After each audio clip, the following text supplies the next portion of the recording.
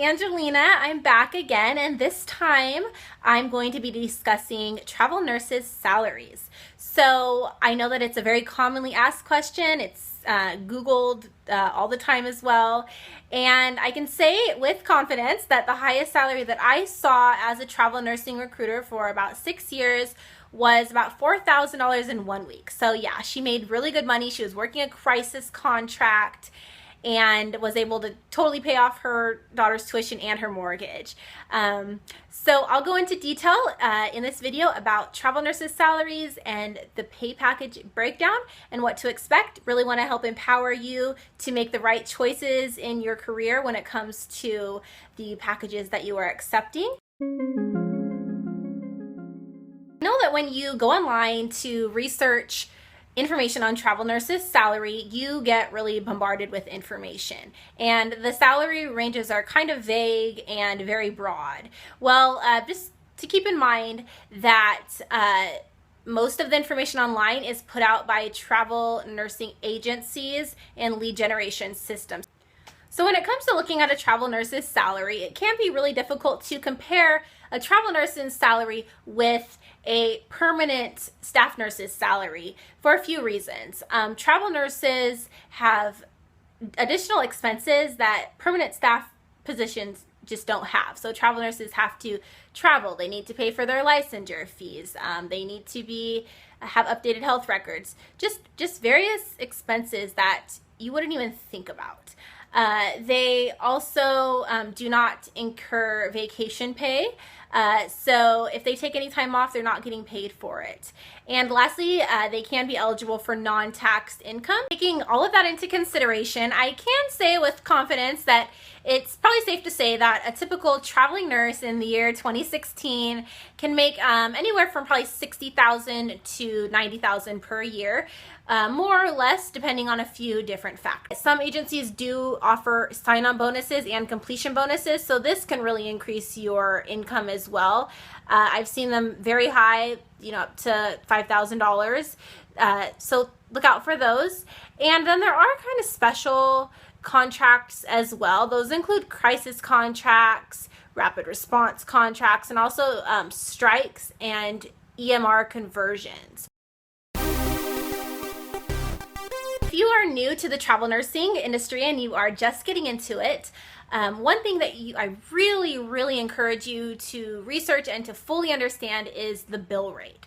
So basically what that is the hospital pays your agency a certain rate to have you work for them.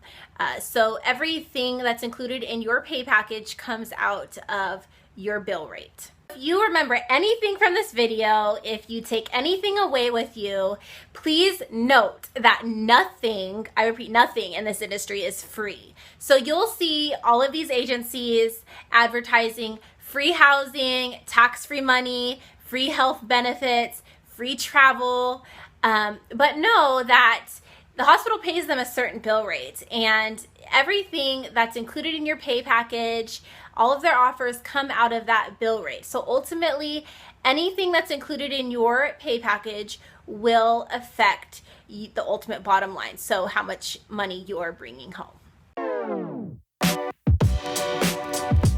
So there are a few main components that will affect your pay as a traveling nurse. So number one is location. Every hospital has its own bill rate that it has worked out between the hospital and your agency. And location plays a big factor in that. Some hospitals in certain states they pay less because the cost of living there is less, whereas hospitals in other states will pay more because the cost of living there is more. Another deciding factor is your specialty. So non-specialty versus specialty nurses.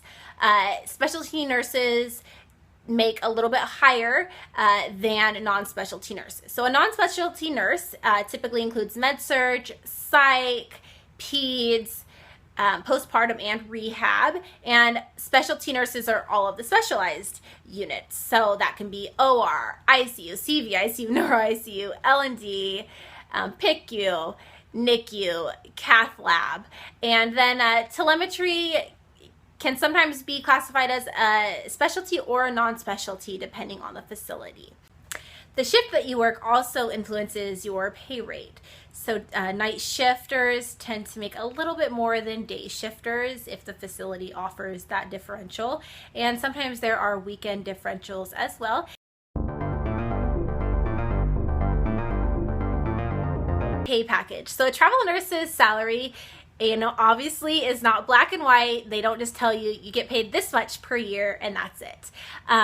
So you'll receive a pay package from your recruiter, and it will include a taxable hourly rate. So this is the amount that you are fully taxed on, and then you'll also see a non-taxed hourly rate. This can be paid typically hourly, but some agencies do pay it weekly. And this is a stipend that you receive for being a true traveler. So someone who is maintaining a tax home in your home state, and then also having a residence while you're working in another state. So you will be duplicating expenses. So they allow you to have non-taxed income to kind of offset the cost of having to maintain residences in 2 different locations. You also have the option to select company provided housing. So some agencies will advertise this as free housing, but as we learned before,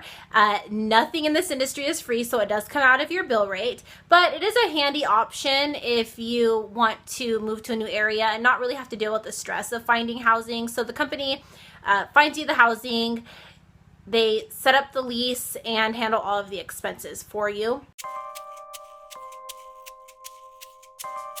There you go. There's an overview of what you should expect to earn as a traveling nurse. I hope that this video was helpful to you, and please, if you have any questions for me, don't be afraid to ask. Leave them below in the comments section. I promise to always be fully honest and transparent with you. You can also email me at travelnursinginsider@gmail.com. You can also connect with me on Instagram.